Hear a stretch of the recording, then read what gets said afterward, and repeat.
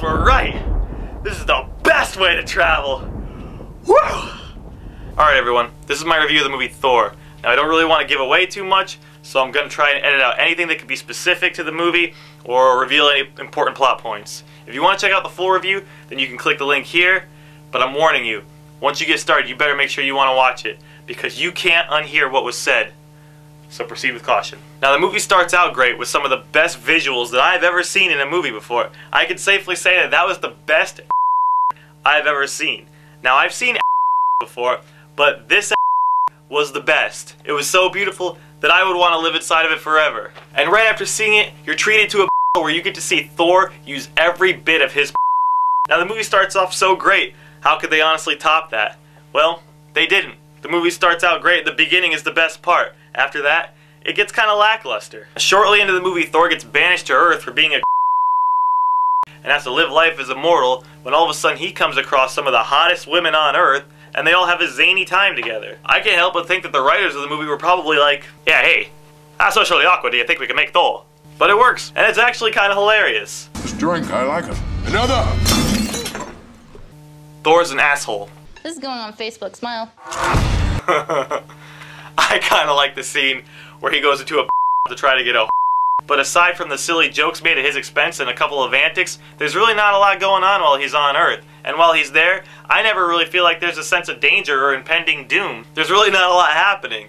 I mean, most of the time Thor's there, he's just looking for his Where's my I can't find my Anybody see my So Odin's pretty pissed, and when he banishes Thor in the hopes that he learns his lesson, he also won't let him use his So we get that pretty cool scene where Thor tries his hardest to get his and when he can't lift it, he basically which to me would have been a great scene if the audience didn't know ahead of time that he wasn't going to pick it up. We were ready for that letdown, which I think takes away a lot of the drama and emotion from the scene. I mean, you can see it in his eyes. He's like,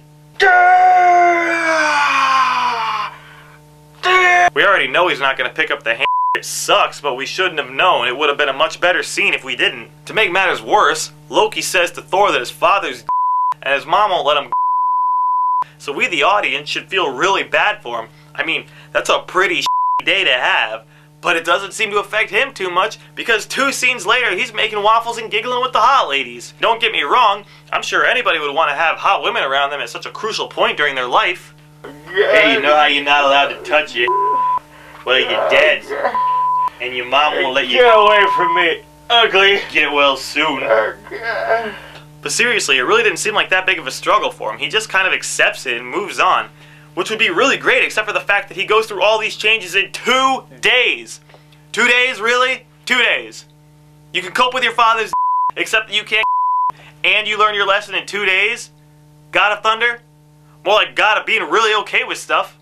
So now it's time for the climactic battle, and I don't know about the rest of the audience, but I'm waiting for an all-out war between the ice giants and the people of We deserve it. We've been waiting. I know that's what everybody else is probably thinking. When's the battle with the ice giants going to happen?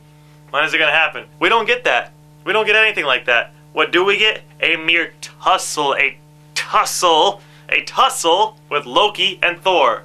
That's it. That's what we've been waiting for. The tussle with Loki and Thor. All of Loki's backstabbing and manipulating and scheming for that. A tussle with Loki and Thor. And throughout the whole movie, I never really get Loki's motives. He's kind of wishy-washy. I mean, he wants to take down the throne, but he doesn't want the throne, but he wants to help the ice giants, but he still likes his dad. He wants to make up your mind! Make up your mind! I mean, Loki's supposed to really mess stuff up. We know the whole time he's evil. We know the whole time he let the ice giants in. I mean, he just doesn't seem to be as badass as he should be. So him and Thor and it was pretty funny when Thor put his hit on Loki's but before you know it, it's over. There's no war. There's no battle to save. There's not even really a battle to save. It's just a sibling rivalry to save a that we've only seen 2 minutes of at the beginning of the film. And Marvel seems to have a problem with these anticlimactic endings. They keep doing it. They did it in Iron Man 2, and now they're doing it again with this. And during the movie, there was a room that held a bunch of artifacts from different races, and they said that if those races ever got a hold of those artifacts, they'd be unstoppable. Where's that story? That's the story that I want to see. That's the movie that I want to see, and I thought that I was going to get that. That would have been a much better ending. It seems to me like the producers just spent most of the budget on and let the rest of the movie just simmer in a small town. Yeah, spend it all on It's gotta look good. Don't worry about what Thor's gonna do. We'll have him walk around the town for a few hours.